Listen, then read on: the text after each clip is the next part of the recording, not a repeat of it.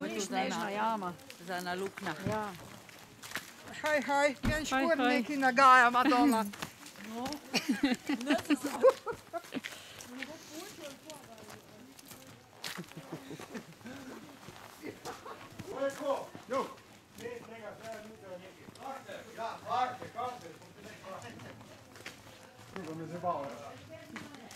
Ker smo dvojna skupina, bomo malo komplicirali in da rabim bočo puta, da imamo razložim, kako bomo počeli za nazaj. Na polovici jame, pa za nazaj, vas bom pa res dvema dodatnima zapustom bomo šli v en stranski rov še nekaj pogledati. Vi boste šli pa sami ven, brez težav, ste sami pohodniki. In vse, kar je pol, da luči pustite, tam na spode boste videli eno misto, se pravi luči date tam.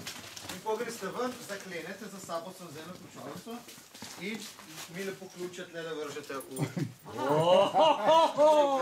Tam se lepo probujete, pustite škor, da jih bom pa že jaz pobral. Ja, ko boš pa dal, da ključe mi vržemo dol? Popust!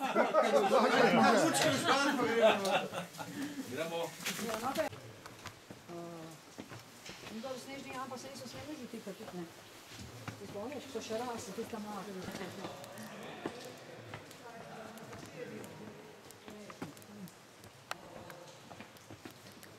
Če je imela jama velik hod, je poleti, tako kot zdaj, piha mrzo zrak.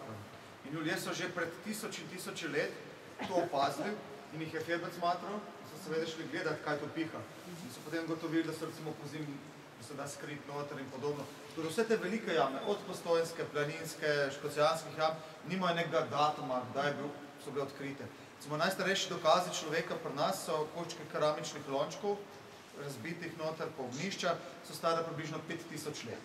Tako da od takrat naprej stalno ljudje hodijo v to jamo in seveda so se kasneje podpisovali. Tole ni glih vandalizem, ker je to precej staro. To je glavno 19. stoletje, smo najstarejši 1846, pa 34 tukaj. Zdaj, zakaj so se ti ljudje sploh podpisovali? Če zdaj vi ugasnete lučke, smo manj kot 150 metrov od vhoda, so se seveda podpisovali. To je nekaj drugega, če bi danes prišli z nekim sprejem, pa se čečkali. Mi imamo zdaj vsak 100 sveč približno na svoje luče, kar je bistvena razlika. Poleg tega pa recimo, da več ne verjamemo razen mlajših generacij, zdaj spet v kakšne golume, pa dvorfe, pa čarovnike, pa ne vem kaj po jamah. Možete si predstaviti, če v začetku 20. stoletja so ljudje zelo vraževjerni v Sloveniji. In so in hudiči, in zmaje, in vse žive možne stvari po jamah. Tako da tisti, ki si je upal priti v jamo, je bil res kar en mal heroja, zato tudi puščamo te starejše podpise. Spoštovanja do teh ljudi, ampak dobro, danes seveda se to ne dovoli več početi.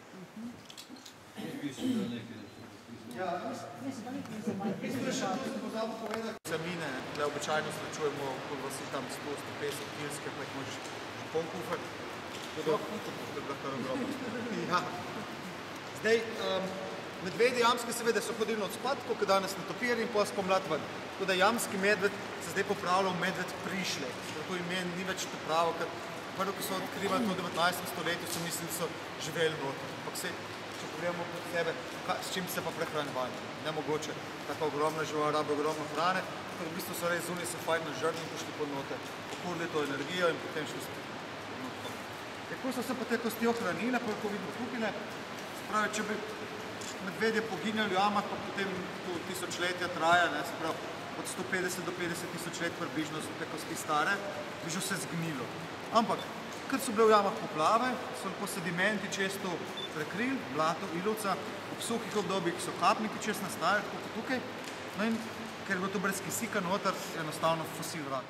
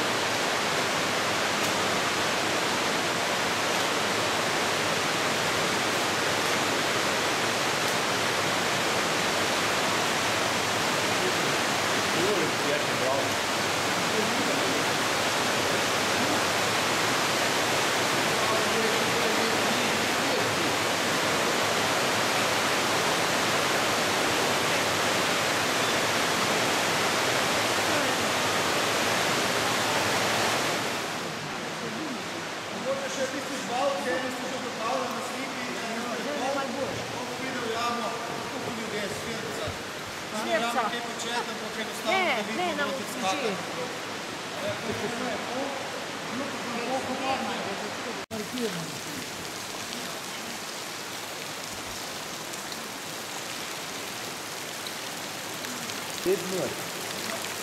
Žal ni, zaradi tega, ker so luknje, skozi katere prihaja voda na množnih planoti noter, se majhne, da bi ribe lunsko žrno. Ja, po nekaterih drugih jamah. Pa pa ona ribica je trenut ni, najbrž ne, ne? Ker je voda preveč čista in nima dovolj hrane. Je pa par kilometrov stran v več jamah. Žal, tudi več tisoč jamah na Balkanu. Nisem ena, ampak več 20 različnih vrst. Za nas so tu vse ene in iste bede rade, ampak recimo človeška ribica na Notranjskem, pa na Dolenjskem, pa ura v Bosni so čisto drugačne, tako kot recimo ura pa tudi.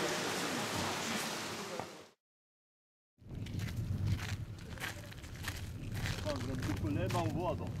Ja, no, še malo nazaj. So bili včasih imeli take aparate.